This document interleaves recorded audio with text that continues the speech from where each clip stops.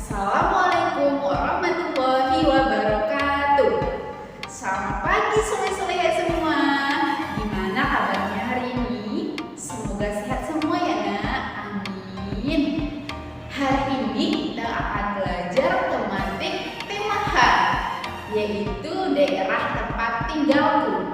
Pastikan semuanya sudah mandi, sholat duha, dan murojaah. Baiklah, sebelum pembelajaran dimulai, terlebih dahulu kita berdoa ya nak. Yuk angkat kedua tangannya. A'udzubillahi minasyaitonirrajim. Bismillahirrahmanirrahim. Raditu billahi rabba wa bil islami dina wa bi Muhammadin nabiyyan wa rasulah. Rabbi zidni ilma warzuqni fahma. Amin ya rabbal alamin.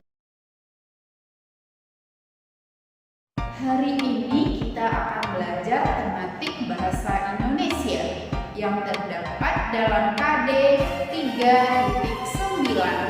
Adapun materi pokoknya: 1. Pengertian teks fiksi, 2. Jenis-jenis cerita fiksi, dan 3. Tokoh-tokoh yang terdapat pada cerita fiksi. Bu Guru harap setelah menyaksikan video ini, soleh-solihah semua mampu menjelaskan pengertian teks fiksi, jenis-jenis cerita fiksi, dan mampu menyebutkan tokoh-tokoh yang terdapat pada cerita fiksi. Soleh-solihah ada yang tahu apa itu teks fiksi?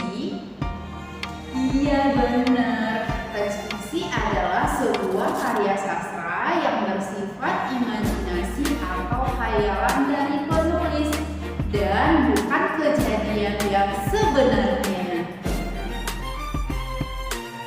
Ciri-ciri fiksi ialah: 1. Fiksi sifatnya rekaan atau imajinasi dari pengarang. 2. Dalam fiksi terdapat kebenaran yang relatif atau tidak mutlak. 3. Umumnya fiksi menggunakan bahasa yang bersifat konotatif atau bukan makna yang sebenarnya. Macam-macam cerita fiksi. 1. Novel ialah cerita panjang yang mengisahkan kehidupan seseorang. 2. Fabel ialah cerita dengan tokoh binatang yang bertingkah laku seperti manusia. 3. Komik ialah cerita bergambar. 4. Dongeng ialah cerita khayalan tentang kejadian zaman dulu yang mengandung nilai pendidikan. 5. Cerpen ialah cerita tentang peristiwa yang dikisahkan secara singkat atau kurang dari 10.000 kata. 6. Cerita bersambung ialah cerita yang dimuat sebagian demi sebagian secara berturut-turut di dalam surat kabar atau majalah. 7. Cerita silat ialah cerita dengan latar belakang dunia persilatan. Adapun unsur intrinsik yang membangun cerita fiksi ialah: 1. Tema. Tema adalah gagasan umum yang mendasari penopang sebuah karya sastra. Semua hal yang ada pada sebuah karya sastra harus memiliki tema. 2. Tokoh. Tokoh adalah pelaku dalam sebuah karya sastra. 3. Alur atau plot. Alur atau plot adalah cerita yang berisi urutan kejadian. 4. Latar atau setting. Latar adalah tempat, waktu, dan keadaan sekitar tempat terjadinya seluruh peristiwa yang ada di dalam sebuah cerita. 5. Amanat. Amanat adalah pesan tertentu yang memang sengaja diberikan oleh pengarang kepada para pembaca terkait persoalan di dalam sebuah cerita. Dalam cerita fiksi terdapat tokoh. Ada yang tahu apa itu tokoh? Iya benar, tokoh ialah pelaku dalam karya sastra. Tanpa tokoh, alur cerita tidak akan pernah sampai pada bagian akhir cerita. Ada 3 jenis tokoh bila dilihat dari keterlibatannya dalam menggerakkan alur, yaitu 1. Tokoh utama. Ialah tokoh yang amat potensial untuk menggerakkan alur cerita. 2. Tokoh tambahan. Ialah tokoh yang tidak begitu besar pengaruhnya terhadap alur cerita. 3. Tokoh latar. Ialah tokoh yang sama sekali tidak berpengaruh terhadap pengembangan alur cerita.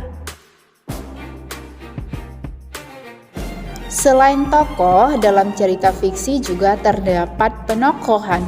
Penokohan adalah pemberian sifat pada tokoh-tokoh dalam cerita. Sifat suatu tokoh akan membedakannya dengan tokoh yang lain. Biar lebih paham lagi mengenai cerita fiksi, nah sekarang coba Ananda buka buku tematiknya halaman 39 sampai 40. Ya, di situ ada contoh cerita fiksi yang berjudul Malin Kundang. Soleh-soleha semua pasti pernah dengar ya nak, cerita tentang Malin Kundang. Ya, Malin Kundang ini adalah cerita dari Sumatera Barat. Bu Guru akan menceritakan secara singkat cerita rakyat yang berjudul Malin Kundang. Malin Kundang adalah seorang pemuda yang gagah. Ia hanya tinggal berdua dengan ibunya. Mereka berdua amat miskin. Suatu ketika, ia tertarik untuk pergi merantau ke daerah lain. Ia berkeinginan untuk ikut dengan seorang pemilik kapal besar. Keinginannya yang amat kuat untuk mengubah nasibnya tak dapat dihalangi ibunya. Ibunya sendiri merasa amat bersedih ditinggal oleh anaknya. Akan tetapi, Malin berjanji suatu saat akan pulang dan menjemput ibunya. Singkat cerita, suatu hari ibunya mendengar kabar bahwa ada sebuah kapal besar yang datang berlabuh. Tersoak-soak ibu Malin Kundang menghampiri kerumunan orang-orang yang sedang mengagumi keindahan kapal tersebut. Tak lama kemudian, muncullah seorang lelaki gagah dan tampan disertai istri yang cantik jelita. Semua orang terpesona, termasuk ibu Malin, yang segera mengenali bahwa lelaki itu ialah anaknya, putra kesayangannya, yaitu Malin Kundang.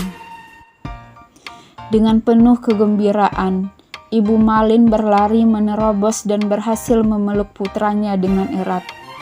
Serasa terisiak, sang ibu bertanya, mengapa Malin tak pernah memberi kabar kepadanya. Malin Kundang pun tertegun saat menatap wajah ibunya.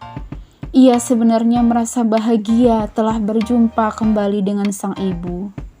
Namun, ia merasa malu saat mendapati ibunya yang telah renta, bungkuk dengan pakaian yang compang-camping. Namun Malin Kundang tidak mau mengakui bahwa beliau ialah ibunya. Dan Malin menuduh ibunya telah. Sang ibu mengangkat kedua tangannya dan berdoa agar Tuhan membalas perlakuan buruk Malin dengan mengubah menjadi batu. Doa sang ibu didengar oleh Tuhan yang Maha Kuasa. Kapal Malin Kundang terhantam badai. Kapalnya terombang-ambing. Ombak menghantam kapal tanpa ampun. Dalam peristiwa itu, Malin Kundang yang tersadar segera bersujud memohon ampun. Namun apa daya, semuanya sudah terlambat. Malin Kundang pun berubah menjadi batu. Kapalnya pun hancur berkeping-keping. Setelah mendengarkan cerita rakyat yang berjudul Malin Kundang, sekarang kita akan menjawab soal-soal berikut ini. 1. Siapakah tokoh utama dalam cerita rakyat di atas? Tokoh utamanya ialah Malin Kundang. 2. Bagaimanakah sifat para tokoh tersebut? Malin Kundang sifatnya durhaka, tidak menghargai jasa orang tua. Ibu Malin Kundang sifatnya tabah, dan sabar. Istri Malin Kundang sifatnya angkuh dan sombong. 3. Apakah pesan moral yang terdapat dalam cerita rakyat di atas? Pesan moralnya adalah surga ada di bawah telapak kaki ibu. Sayangilah ibumu karena ibumu adalah manusia paling berjasa dalam hidupmu. 4. Tentukan tokoh utama dan tokoh tambahan dalam cerita tersebut. Tokoh utamanya ialah Malin Kundang, tokoh tambahannya Ibu Malin Kundang dan istri Malin Kundang. Adapun kesimpulan pelajaran kita hari ini ialah teks fiksi adalah sebuah karya sastra yang bersifat imajinasi atau khayalan dari penulis dan bukan kejadian yang sebenarnya. Macam-macam cerita fiksi ialah novel, fabel, komik, dongeng, cerpen, cerita bersambung, cerita silat. Tokoh adalah pelaku dalam karya sastra. Adapun jenis-jenis tokoh ialah tokoh utama, tokoh tambahan, tokoh alur. Penokohan adalah pemberian sifat pada tokoh-tokoh di dalam cerita. Gimana soli-soli ya? Masih semangat ya nak? Biar lebih paham mengenai cerita fiksi, sekarang coba Ananda buka buku tematiknya halaman 59 dan 60. Di sini ada cerita rakyat dari Jawa Timur yang berjudul Keong Emas. Coba Ananda baca teks berikut ini dengan seksama. Setelah membaca teks tersebut, selanjutnya Ananda mengerjakan soal-soal yang ada di halaman 60. Nomor 1, 2, dan 3. Ditulis di buku latihannya ya nak. Kemudian difoto dan kirim ke WA Bu Guru ya nak. Bu Guru tunggu paling lambat pukul 17.00. Selamat mengerjakan. Alhamdulillahirrabbilalamin. Pembelajaran hari ini telah selesai. Semoga soli-solihah semua paham ya nak dengan materi dan tugas yang Bu Guru berikan. Bu Guru mengingatkan sholat 5 waktunya tegak dijaga ya nak. Mengaji, murojaah, dan membantu orang tua. Terima kasih